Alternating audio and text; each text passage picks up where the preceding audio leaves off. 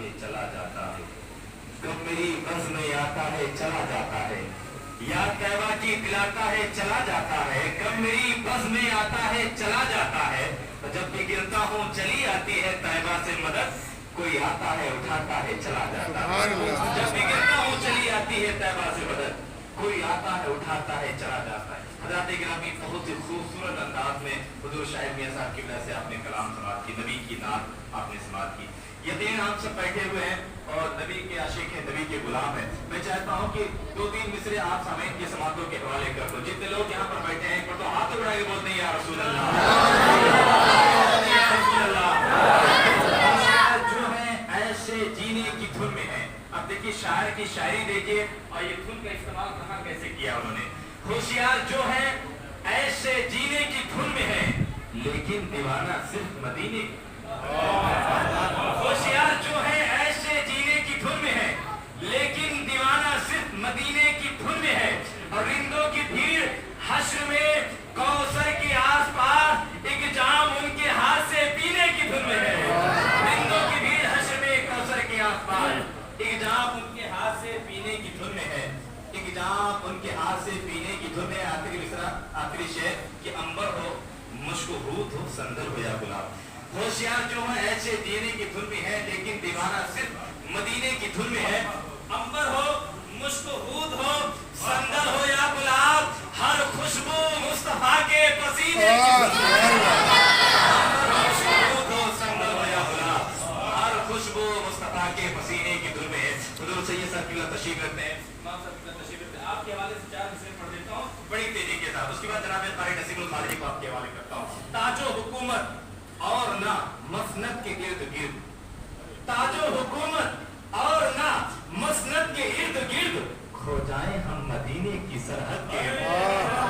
دیکھیے گا عقیدہ کی ایمان، دیکھیے گا اپنے نبی کی تعریف، دیکھیے گا تاج و حکومت اور نہ مسند کے ارد گرد، کھو جائیں ہم مدینے کی سرحد کے ارد گرد، اور کلمہ بتا رہا ہے بلندی رسول کی، دیکھو خدا کا نام محمد کے ارد گرد۔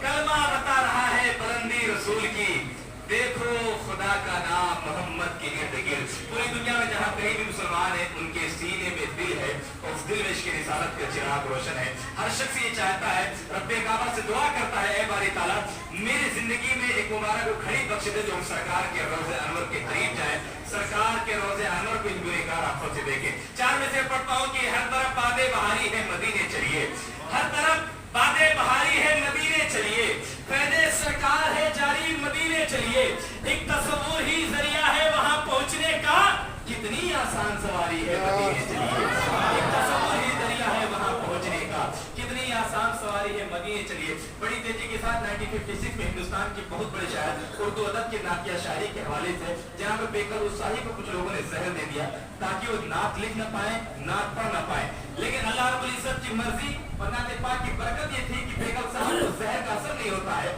بلکہ وہ اور زیادہ صحتیاب ہوتے ہیں۔ وہ نعت کی مصرع لکھتے ہیں، وہ کہتے ہیں جو مدینہ ہم بھی جاتے ہیں کچھ اور بات ہوتی ہے۔ اب دیکھیے ان کی آرزو، دیکھیے ان کی تمنا، دیکھیے ہر عاشق کی یہی آرزو ہوتی ہے کہ جو مدینہ ہم بھی جاتے کچھ اور بات ہوتی، وہاں جا کر واپس نہ آتے کچھ اور بات۔ اب دیکھیے شاعر صاحب نے آنے والے مصرے میں وہ زہر کا پورا منظر نچوڑ کے رکھا ہے۔ وہ کہتے ہیں جو مدینہ ہم بھی جاتے کچھ اور بات ہوتی، وہاں جا کر واپس نہ آتے کچھ اور بات ہوتی، بڑے کم نظر ہے آقا مجھے زہر دینے والے، تیرے نام پر پلاتے کچھ اور بات ہوتی، بڑے کم نظر ہے آقا مجھے زہر دینے والے، تیرے نام پر پلاتے کچھ اور بات ہوتی۔